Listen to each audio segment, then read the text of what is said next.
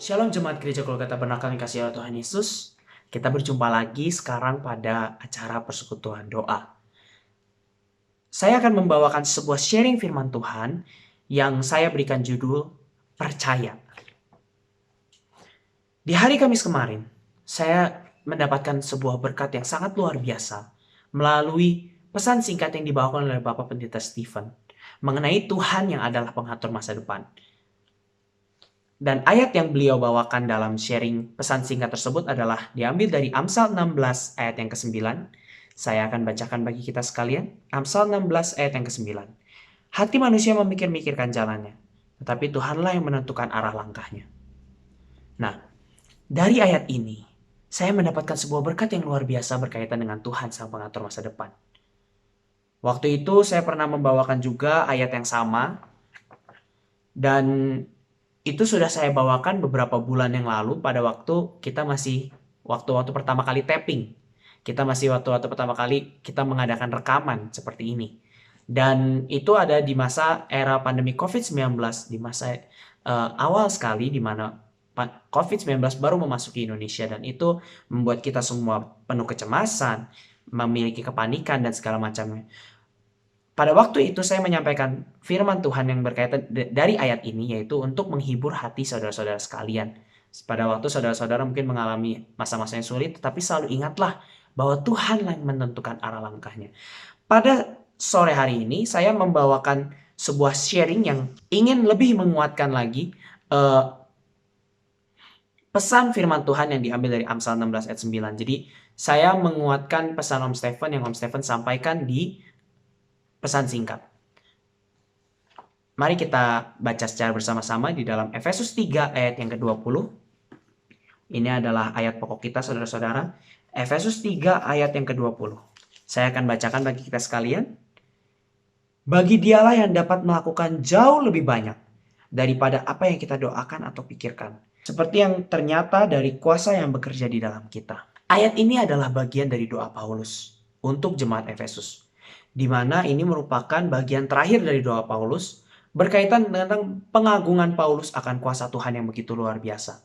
Tetapi di balik pengagungan daripada Paulus, ada semacam sifat percaya di sana. Paulus tidak akan berkata demikian kalau ia tidak percaya kepada Tuhan, bahwa Tuhan sanggup untuk melakukan jauh lebih banyak dari apa yang kita doakan atau pikirkan. Dalam doa, pernahkah saudara memiliki kepercayaan bahwa Tuhan itu sanggup menjawab doa saudara? Mungkin sebagian kita, orang-orang yang percaya, kita akan berkata seperti, jelas kami percaya. Karena buktinya sampai sekarang kami masih mengikuti Tuhan Yesus. Sampai sekarang kami masih menjadi umat-umat Kristiani. Kami tentu percaya kalau doa-doa kami akan dijawab. Saudara, saya berkata kepada saudara bahwa mungkin itu gampang bagi kita untuk kita mengucapkan percaya. Tetapi susah dalam kita mempraktikkan hal percaya tersebut. Susah untuk orang terkadang untuk menggantungkan hidupnya sepenuhnya kepada Tuhan. Saya memiliki sebuah ilustrasi yang sangat menarik, saudara, yang saya ingin bagikan pada saudara-saudara sekalian pada sore hari ini. Pada waktu saya masih duduk di bangku SD, saya memiliki sebuah buku cetak mata pelajaran agama Kristen. Saya lihat-lihat buku cetak tersebut karena saya penasaran. Kemudian saya menemukan banyak kisah-kisah yang menarik dan menginspirasi di dalam buku cetak tersebut. Salah satunya adalah menceritakan seorang yang jago sekali bermain akrobat. Saya membaca kisah itu, saya melihat bahwa pemain akrobat ini begitu luar biasa, bertalenta sekali, dan sangat jago sekali menyeberangi air terjun Niagara waktu itu. Yang saya baca di situ. Saya membaca kisah itu, semakin saya membaca, semakin saya merasa penasaran dan saya melanjutkan pembacaan saya. Saya melihat bahwa air terjun Niagara itu begitu lebarnya, sampai-sampai dari ujung yang satu ke ujung yang lain, pemain akrobat itu memasangkan seutas tali dan ia harus beratraksi di atas tali tersebut. dengan cara menyeberangi tali tersebut. Karena begitu sangat jagonya pemain akrobat ini. Dia menyeberanginya dengan mata terbuka maupun tertutup, tidak masalah. Ataupun dengan tangan yang direntangkan untuk menjaga keseimbangannya dia atau membawa beban, tidak masalah bagi dia. Karena dia adalah seorang pemain akrobat yang sangat jago. Seluruh penonton yang menonton atraksi tersebut terpukau dan bersorak-sorak. Tuan pemain akrobat itu bertanya kepada penonton, apakah penonton percaya saya bisa menyeberanginya dengan menutup mata sambil membawa beban? Saya bisa menyeberangi air terjun ini sambil mata saya ditutup dan saya membawa beban. Apakah penonton percaya? Penonton semua dengan seluruh penonton menjawab, kami percaya. Akhirnya mulailah pemain akrobat itu menyeberangi air terjun Niagara tersebut dengan mata tertutup dan dengan beban yang dipanggul di tangannya. Akhirnya ia berhasil sampai ke ujung seberang. Kemudian ia berkata lagi kepada penonton dengan berteriak, karena kan dia berada di ujung air Niagara tersebut. Penonton, apakah penonton yakin dan percaya bahwa saya dapat balik lagi kepada tempat penonton sekalian? Mereka semua serentak berteriak, kami percaya. Akhirnya sang pemain akrobat ini melakukan atraksinya kembali dan sampai ke seberang air terjun Niagara tersebut. Para penonton bertepuk tangan, bersorak luar biasa. Sampai akhirnya pemain akrobat ini bertanya satu hal lagi kepada mereka. Sekarang saya akan menyeberang dengan mata tertutup, menyeberang sekali, jalan bolak-balik dari ujung yang sini ke ujung yang sana. Kemudian kembali lagi ke ujung ini dengan selamat sambil membawa seorang anak di pundakku dan mata saya tertutup. Apakah penonton percaya bahwa saya dapat melakukan hal tersebut? Mereka berpikir sejenak. Mereka merenungkan sambil membawa orang. Kalau tadi beban, sekarang orang. Mereka menjawab, ya Tuhan, saya percaya. Kami percaya Tuhan bisa melakukannya. Mereka berkata seperti itu. Kemudian sang pemain akrobat ini bertanya lagi kepada mereka, siapakah yang mau menjadi relawan saya untuk saya gendong di pundak saya? Seluruh penonton diam, membisu, tidak bisa lagi bersemangat untuk mengatakan saya percaya, saya mau. Karena saya percaya maka saya mau. Tidak ada yang berkata demikian. Lalu kemudian ada seorang anak kecil dari tengah-tengah penonton mengangkat tangan dan berkata, Tuhan, saya percaya. Bapak, saya percaya. Orang-orang tersebut konstan kaget dan mereka berbicara kepada anak itu. Nah, memperingatkan anak itu dengan sedemikian rupa, ini berbahaya, ini bukan atraksi anak kecil dan segala macamnya. Tetapi anak itu bersikeras dan dia berkata, karena saya bilang saya percaya, saya mau jadi relawan. Akhirnya pemain akrobat itu pun ditutup matanya, anak itu digendong di pundaknya. Kemudian mereka mulai berjalan di atas tali tersebut. Para penonton yang menonton hal tersebut, mereka merasakan ketegangan yang luar biasa. Mereka merasa tegang, mereka merasa bahwa mereka bisa jatuh, sewaktu-waktu mereka dapat jatuh. Ini berbahaya, ini atraksi yang sangat berbahaya. Dengan penuh perhitungan, pemain akrobat ini berjalan terus. Akhirnya ia sampai ke ujung yang satu. Kemudian ia berjalan kembali lagi. Dan ia selamat. Saat pemain akrobat tersebut berhasil menyelesaikan atraksinya, penonton semua bersorak-sorai. Dan mereka berkata, wah, Anda hebat sekali. Kemudian mereka menginterogasi anak ini. Mereka bertanya kepada anak ini, nah, apa yang membuat kamu berani seperti ini?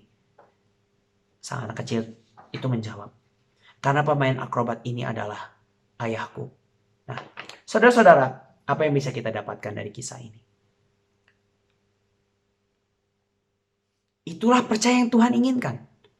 Kepercayaan dari anak tersebut kepada seorang bapaknya. Anak tersebut tahu persis bagaimana bapaknya itu sangat jago bermain akrobat. Saya yakin dan percaya mungkin anaknya melihat bapaknya berlatih di rumah. Atau mungkin Anak tersebut melihat bapaknya sudah berulang kali gagal tapi tetap mencobanya dan akhirnya berhasil menjadi seorang pemain akrobat yang handal. Bapaknya mengikuti proses itu. Anaknya melihat bapaknya mengikuti proses. Kemudian anak ini menjadi percaya karena dia tahu persis bagaimana bapaknya. Apakah kita sebagai umat Kristiani, sebagai orang-orang yang sudah dimenangkan oleh Tuhan Yesus, apakah kita sebagai orang-orang Kristen mengenal Bapa kita sedemikian rupa? Apakah saudara selalu mempercayai doa saudara? Kalau saudara berdoa, mengingini sesuatu, apakah saudara dengan sepenuh hatinya menyerahkan itu kepada tangan Tuhan? Atau saudara masih mengalami keraguan di dalam hati saudara? Keraguan, apakah Tuhan bisa menolong? Apakah Tuhan bisa begini? Apakah Tuhan bisa begitu? Keraguan-keraguan itu justrulah yang menghambat kepercayaan kita kepada Tuhan. Kita harus berserah dan mengandalkan Dia sepenuhnya.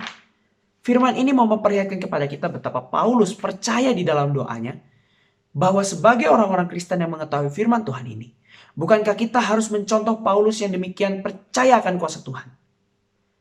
Paulus berkata, bagi Dialah yang dapat melakukan jauh lebih banyak dari apa yang kita doakan atau pikirkan. Seperti yang ternyata dari kuasa yang bekerja di dalam kita. Di mana Paulus begitu mengandalkan Tuhan dan percaya Tuhan sanggup menjawab seluruh doa permohonan kita, bahkan lebih besar lagi dia berkata. Namun manusia itu seringkali menuntut bukti saudara. Manusia tidak akan dapat percaya kalau ia tidak mengalami suatu bukti yang konkret. Sebuah bukti yang bisa dilihat, sebuah bukti yang bisa diraba, sebuah bukti yang bisa benar-benar dirasakan, dilihat dengan mata kepala sendiri. Kadang-kadang manusia sulit saudara. Manusia sulit untuk membuat hal yang demikian, termasuk saya. Saya juga sering kali mengalami beberapa hal yang saya sudah serahkan. Saya percaya saya menyerahkan itu ke dalam tangan Tuhan. Tapi suka ada ketimbul kekhawatiran dalam diri saya. Dan itu tidak mudah memang saudara. Seperti yang saya katakan tadi di awal. Percaya di mulut mudah, tetapi praktiknya susah. Tapi di sini Tuhan menunjukkan pada kita, Rasul Paulus menuliskan kepada kita bahwa ada bukti konkretnya. Frasa kedua dari ayat ini berkata, seperti yang ternyata dari kuasa yang bekerja di dalam kita. Yang nyata, kuasa nyata yang Tuhan yang bekerja dalam kita. Apa kira-kira arti dari kalimat ini? Apakah kuasa nyata itu? Kita tentu adalah orang-orang yang sudah dimenangkan Tuhan, amin. Orang-orang yang sudah ditebus dari dalam lumpur dosa menuju kepada terang yang ajaib. Amin. Itu karena apa? Karena kuasa pengampunan dosa melalui darah Yesus. Kuasa pengampunan dosa melalui darah Yesus itu merupakan suatu hal yang konkret. Kuasa pengampunan melalui darah Yesus itu sangat konkret. Jangan lupa saudara, bahwa Kristus itu benar-benar pernah ada di muka bumi ini. Dikatakan pula bahwa Kristus pernah mati dan darahnya tercurah. Ada bukti konkretnya dalam sejarah. Dan itu bisa dibuktikan. Rasul Paulus adalah sebuah bukti konkret. Saksi nyata. Ia benar-benar melihat bahwa saat ia perjalanan ke Damsyik, ia melihat cahaya Tuhan yang begitu luar biasa dan ia bertobat. Kenapa? Karena dia melihat suatu hal yang nyata terjadi. Janganlah kita berpikir bahwa kuasa pengampunan dosa Tuhan itu adalah hal yang mengambang-ambang, yang tidak jelas. Selalu ada bukti nyatanya, saudara. Kemudian kuasa apa lagi yang nyata dalam diri kita? Kuasa agar kita menjadi anak-anak Allah. Yohanes 1 ayat 12 mengatakan bahwa kita sekalian diangkat menjadi anak-anak Allah. Apa contoh nyatanya? Apa contoh konkretnya? Saya memiliki sebuah kesaksian, pengalaman dari sebuah gereja, di mana gereja ini selalu bergumul tentang sewa gedung dan tidak bisa mengandalkan siapapun selain mengandalkan Tuhan. Namanya seorang bapak akan selalu mengasihi anaknya. Namanya seorang orang tua akan selalu mendahului anaknya. Kalau kita adalah anak-anak Tuhan, gereja tersebut mengandalkan Tuhan. Dan saat gereja tersebut mengandalkan Tuhan, Tuhan membukakan jalan sehingga gereja tersebut dapat membayar sewa gedung dengan pas, bahkan cenderung menguntungkan. Padahal gereja ini hanya berdoa agar kami mendapatkan uang untuk kami membayar sewa gedung. Tetapi Tuhan melakukan sebuah perbuatan-perbuatan yang besar, jauh lebih banyak dari apa yang kita pikirkan dan doakan. Itu terbukti. Gereja tersebut bisa melakukan renovasi. Gereja tersebut bisa membayar sewa gedung. Tetap memiliki gedung. Itu karena gereja tersebut diangkat memiliki kuasa. Diangkat menjadi anak-anak Allah. Jika kita sebagai anak-anak Allah, turut mengandalkan Bapa kita, yaitu Allah sendiri, maka Bapa akan melakukan itu kepada kita, memberkati kita dengan sebuah perbuatan-perbuatan yang jauh lebih banyak dari apa yang kita pikirkan dan doakan. Pikiran manusia terbatas. Kemampuan kita berdoa, waktu kita tidak banyak. Terkadang orang selalu berkata demikian. Saya tidak sempat berdoa karena waktu saya begitu mepet. Waktu saya begitu termakan banyak. Saya tidak bisa berdoa secara mendetail. Oh, tidak apa-apa saudara. Selama saudara berdoa, ia dapat melakukan jauh lebih banyak dari apa yang kita pikirkan dan doakan. Luar biasa kuasa pengangkatan kita menjadi anak-anak Allah. Kemudian kuasa apa lagi? Kuasa yang nyata dalam diri kita adalah kuasa perlindungan Tuhan yang bekerja atas diri kita. Buktinya dari mana? Alasan konkretnya apa? Kuasa perlindungan yang nyata dan konkret bisa dilihat sekarang ini. Kalau saudara masih bisa sehat dan menonton video ini, itu artinya saudara mengalami perlindungan Tuhan yang luar biasa sampai saat ini. Amin saudara. Puji Tuhan, saudara yang rindu akan firman Allah. Kemudian kerinduan akan firman tersebut diobati melalui siaran YouTube. Siaran YouTube seperti ini saudara. Ini semua bisa terjadi. Tidak bisa terjadi tanpa adanya Allah yang turut ambil bagian menjaga dan melindungi saudara. Justru bukti konkret yang bisa dibuktikan melalui kuasa penyertaan Tuhan Yesus dalam kehidupan saudara-saudara adalah keadaan saudara saat ini. Puji Tuhan kalau saudara sehat. Puji Tuhan kalau saudara bisa menonton video ini. Itu semua adalah kuasa penyertaan Tuhan yang begitu luar biasa. Jadi apa alasan kita untuk ragu lagi kepada Tuhan? Seluruh contoh dari kuasa-kuasa Tuhan yang bekerja secara hidup kita itu nyata. Kuasa pengampunan dosa, kuasa pengangkatan kita menjadi anak. Dan juga kuasa perlindungan Tuhan. Itu nyata dalam hidup saudara. Seperti yang sudah saya paparkan tadi. Itu adalah suatu hal yang konkret yang bisa kita nilai. Yang bisa kita, yang bukan merupakan sebuah hal yang mengambang. Sebuah hal yang bersifat imajinatif. Bersifat daya hayal. Tidak seperti itu saudara. Semua itu konkret. Jadi apa alasan kita untuk ragu kepada Tuhan? Tuhan yang dapat melakukan jauh lebih banyak dari apa yang kita doakan dan pikirkan seperti yang nyata dari kuasa yang bekerja dalam kita. Mengapa kita masih tidak percaya dan khawatir akan hal-hal yang kita doakan? Bukti pernyataan itu jelas. Sudah terpampang di dalam beribu-ribu saksi firman Allah di dalam Alkitab. Kita selalu melihat tokoh-tokoh hebat. Musa disertai oleh Tuhan. Paulus disertai oleh Tuhan. Mereka merupakan saksi daripada kebangkitan Tuhan Yesus. Semuanya konkret, semuanya bersifat sejarah, tulisan.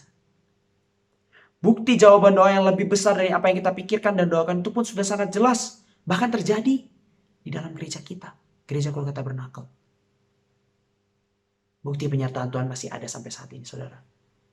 Jadi kalau Bapak Pendeta Stephen mengatakan bahwa Tuhan adalah pengatur masa depan, itu sangat benar.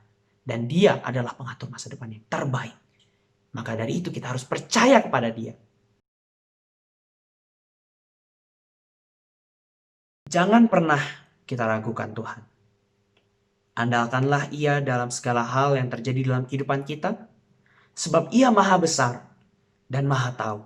Dan dapat melakukan sekali lagi jauh lebih banyak dari apa yang kita pikirkan dan doakan. Kita harus selalu percaya, bergantung pada Tuhan. Jangan pernah meragukan apapun. Saat kita sudah menyerahkan sepenuhnya ke dalam Tuhan, berserahlah sepenuhnya totalitas. Seperti anak yang tadi percaya bahwa ayahnya dapat membawa dia dengan selamat. Dan terbukti selamat. Karena anaknya mengenal bapaknya. kita harus lebih mengenal Allah lagi, saudara-saudara. Melalui apa? Melalui firman-firman Tuhan yang selalu disampaikan kepada kita melalui mulut bibir hamba-hamba Tuhan. Ambillah pelajaran dari situ, sehingga kita lebih mengenal Dia, dan akhirnya kita memiliki hati yang akan selalu percaya dan tidak pernah khawatir, tidak pernah ragu akan penyertaan Tuhan, akan kuasa Tuhan yang nyata dalam hidup kita. Puji Tuhan, Tuhan Yesus memberkati. Amin.